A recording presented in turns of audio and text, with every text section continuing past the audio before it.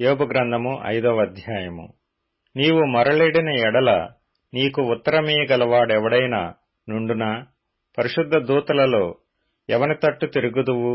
దౌర్భాగ్యమును గూర్చి ఏడ్చుట వలన మూఢులు నశించెదరు.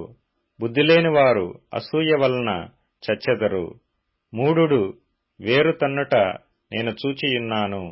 అయినను తోడనే అతని నివాస స్థలము శాపగ్రస్తమని కనుగొంటిని.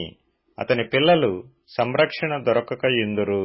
గుమ్మములో నలిగిపోవుదురు. వారిని విడిపించువాడెవడనూ లేడు. ఆకలి గొనిన వారు అతని పంటను తినివేయుదురు. ముండ్ల చెట్లలో నుండియు వారు దాని తీసుకొందురు. బోనులు వారి ఆస్తి కొరకు కాచుకొనియున్నవి. శ్రమ ధూళిలో నుండి పుట్టదు, బాధ భూమిలో నుండి మొలవదు.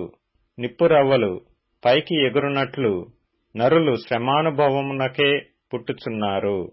అయితే నేను దేవునిని ఆశ్రయించుదును, దేవునికే నా వ్యాజ్యమును అప్పగించుదును. ఆయన పరిశోధింపజాలని మహాకార్యములను, లెక్కలేనన్ని అద్భుత క్రియలను చేయువాడు. ఆయన భూమి మీద వర్షము కురిపించువాడు, పొలముల మీద నీళ్లు ప్రవహింపజేయువాడు. అట్లు ఆయన దీనులను ఉన్నత స్థలములలో నుంచును, దుఃఖపడు వారిని క్షేమమునకు లేవనెత్తును. వంచకులు తమ పన్నాగములను నెరవేర్చనేరకుండా ఆయన వారి ఉపాయములను భంగపరచును. జ్ఞానులను వారి కృత్రిమములలోనే ఆయన పట్టుకొనును. కపటుల ఆలోచనను తలక్రిందు చేయును. పగటివేళ వారికి అంధకారము తారసిల్లును.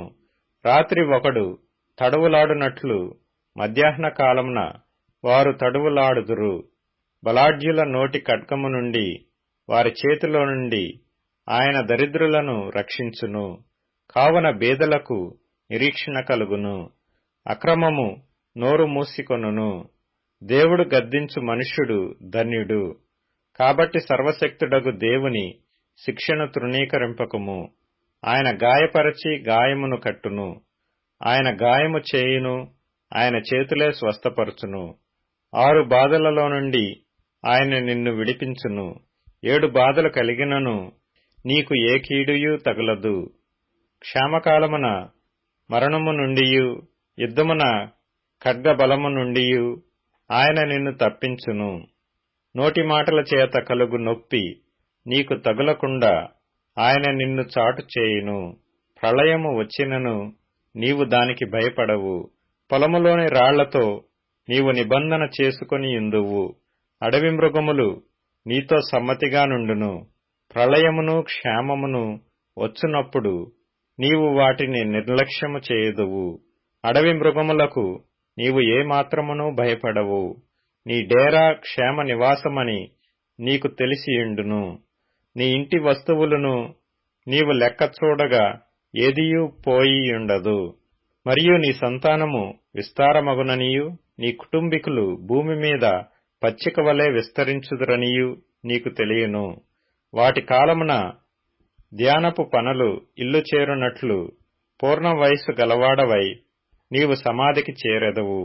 మేము ఈ సంగతి పరిశోధించి చూచితిమి, అది అలాగే యున్నది. ఈ మాట ఆలకించి నీ మేలు కొరకు తెలుసుకొనుము.